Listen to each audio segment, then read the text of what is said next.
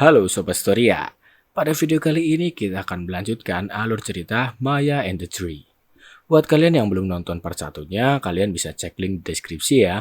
Sebelum masuk ke ceritanya, jangan lupa untuk subscribe dan tetap nyalakan loncengnya. Kita lanjut ke episode 4 yang berjudul Tengkorak. Cerita diawali dengan flashback kelahiran seorang bayi di kerajaan hutan. Tetapi karena bayi tersebut mengalami kelainan genetik, yaitu albino, ia dianggap sebagai kutukan dan diasingkan di tengah hutan. Bayi tersebut dijuluki sebagai El Monstruo Blanco. Suatu hari, Raja Hutan mengadakan sebuah kompetisi memanah untuk mencari pengawal pribadinya. El pun mengikuti kompetisi tersebut dan memenangkannya. Ia juga mendapat sebuah hadiah busur emas dari kerajaan TK. Namun ia menolak untuk menjadi pengawal raja. Hal ini membuat raja murka dan membakar seluruh hutan. Kebakaran ini membuat hewan-hewan yang selama ini menjadi temannya harus mati. Scenes kembali pada Maya dan Rico yang tertangkap oleh pasukan kerajaan hutan. Mereka pun dibawa menghadap Ratu Janda. Sang ratu ternyata memiliki pemikiran terbuka untuk memperbaiki hubungan antar kerajaan. Ia pun bersedia membantu Maya untuk menjalankan ramalannya. Ratu Janda mengajukan El untuk menemani Maya dalam petualangannya. Namun karena kejadian masa lalu, El menjadi sosok penyendiri di tengah hutan terbakar dan sangat beresiko untuk menemuinya. Mendengar ini, Maya justru ingin menemui El dan mengambil segala resiko. Mereka pun berangkat menuju tempat El berada. Sesampainya di sana, mereka disambut dengan rentetan anak panah. Mereka pun berusaha untuk menghentikan El sehingga mereka dapat berbicara dengannya tentang rencana Maya. Setelah mengetahui bahwa Maya adalah anak dari Dewa Kematian, El pun bersedia mendengarkan tujuan Maya yang mendatanginya.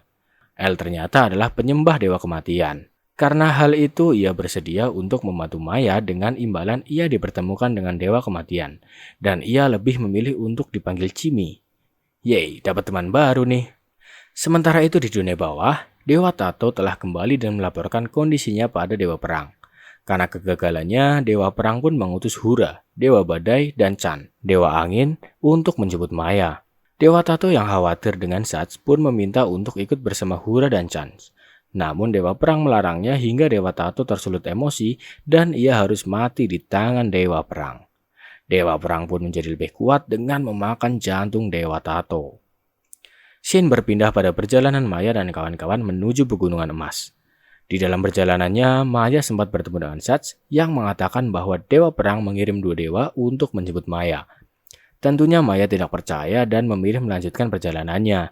Dalam perjalanan, Maya dan kawan-kawan dikejutkan dengan kedatangan Hura dan Kan. Pertempuran sengit pun terjadi. Maya dan kawan-kawan pun terpojok oleh kekuatan Hura dan Kan yang luar biasa. Dalam keadaan terpojok ini, Rico berhasil membangkitkan kekuatannya kembali. Sementara Cimi menyadari bahwa ia berharga karena kini banyak orang yang melindunginya. Di sisi lain, Hura dan Chan semakin murka karena Maya dan kawan-kawan berhasil membalas serangan mereka. Mereka pun mengepung Maya dan kawan-kawan dengan 2 pusaran angin raksasa. Dalam kondisi terdesak, Cimi memiliki rencana dengan memanfaatkan arah angin dan pedang Maya untuk memotong anak panah miliknya sehingga anak panah tersebut terbelah dan langsung mengenai Hura dan Ken.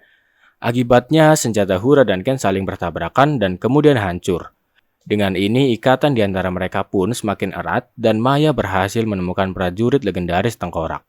Mereka pun melanjutkan perjalanan menuju kerajaan Pegunungan Emas. Sesampainya di sana, mereka terkejut karena kerajaan dalam keadaan sepi. Dan karena kecerobohan Rico yang mengakibatkan mereka terjatuh ke dalam jebakan yang dipasang oleh kerajaan Pegunungan Emas. Dan ini menjadi akhir dari episode 4. Lanjut ke episode 5 yang berjudul Puma. Story diawali dengan flashback saat kerajaan Pegunungan Emas diserang oleh kelompok bertopeng. Dalam pertempuran tersebut, Picu, seorang kesatria kerajaan Pegunungan Emas, bertempur dengan gagah dan ganas, berhasil mengalahkan pemimpin kelompok bertopeng. Dengan rasa belas kasihan, Picu melepaskan pemimpin kelompok bertopeng tersebut. Namun saat pesta kemenangan dilakukan, secara tiba-tiba pemimpin kelompok bertopeng dan pasukannya kembali menyerang. Hingga dalam pertempuran ini, Picu harus kehilangan kedua orang tuanya. Scene kembali pada Maya dan kawan-kawan yang tengah terjebak di istana kerajaan Pegunungan Emas. Tak lama datang Raja Barbarian bersama Putri Barbarian. Maya pun bercerita akan kebenaran ramalan. Putri Barbarian yang mendengar kesungguhan Maya memberitahu bahwa mereka memiliki prajurit pemberani bernama Picu yang saat ini berada di tebing penyesalan akibat kejadian yang menimpa keluarganya dulu. Maya pun bergegas menuju tebing penyesalan untuk mengajak Picu dalam pertolongannya. Namun saat Maya menjelaskan maksud kedatangannya, Picu langsung menyerang Maya karena dalam penglihatannya Picu melihat sosok pemimpin kelompok bertopeng. Pertempuran pun tak bisa dihindarkan, hingga pada akhirnya saat Picu akan membunuh Maya, Cimi datang dan memberi kesadaran pada Picu. Dengan ini Maya pun mendapat kesempatan untuk berbicara maksud kedatangannya pada Picu. Mendengar penjelasan Maya, ia pun bersedia untuk ikut bersamanya. Dengan ini Maya berhasil menemukan ketiga prajurit legendaris dalam ramalan. Mereka pun melanjutkan perjalanan dengan kembali ke kerajaan TK untuk bersiap menghancurkan gerbang agung. Pada malam harinya, mereka beristirahat sembari bercerita tentang kehidupan mereka terdahulu, termasuk siapa, kucing milik Maya. Namun di saat yang sama, Pangeran Sats mendatangi Maya. Mereka pun akhirnya bertempur.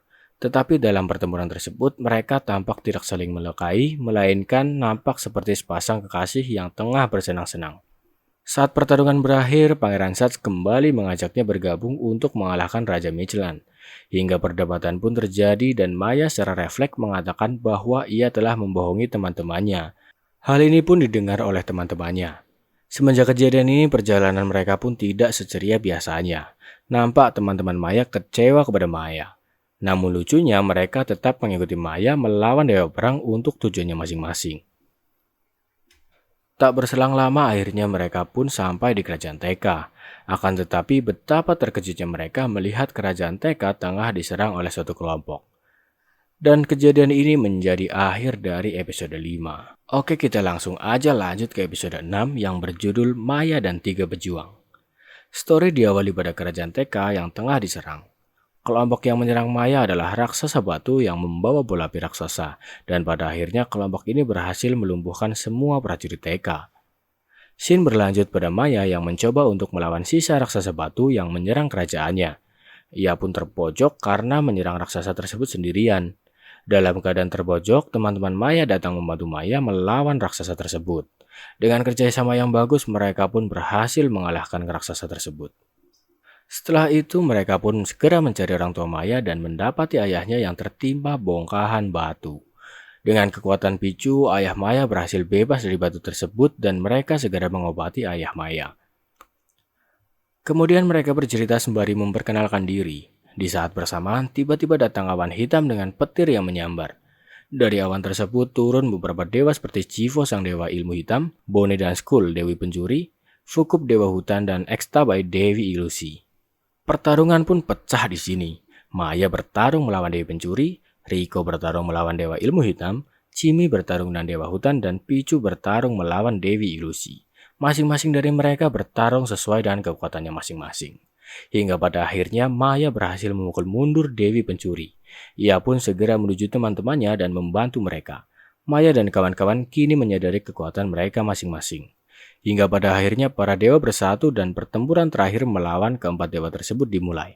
Pertarungan berlangsung dengan sangat hebat. Maya dan kawan-kawan berhasil bertahan dan memukul mundur para dewa. Tak hanya itu, Maya juga berhasil membunuh salah satu dewi pencuri, yang artinya senjata yang mereka miliki dapat untuk membunuh para dewa. Dengan kejadian ini, ikatan persahabatan di antara mereka kembali terjalin, bahkan kini menjadi lebih erat. Setelah itu mereka pun berpesta untuk merayakan kemenangan dan bersiap untuk menghancurkan gerbang agung esok hari. Namun Maya terlihat khawatir akan satu hal. Dan ini menjadi akhir dari episode 6. Apa yang sebenarnya Maya pikirkan? Nah, kalau kalian penasaran sama kelanjutan ceritanya, jangan lupa untuk subscribe dan nyalakan loncengnya agar nggak ketinggalan update video berikutnya. Jangan lupa untuk like dan share video ini ya. See you Sobat Storia.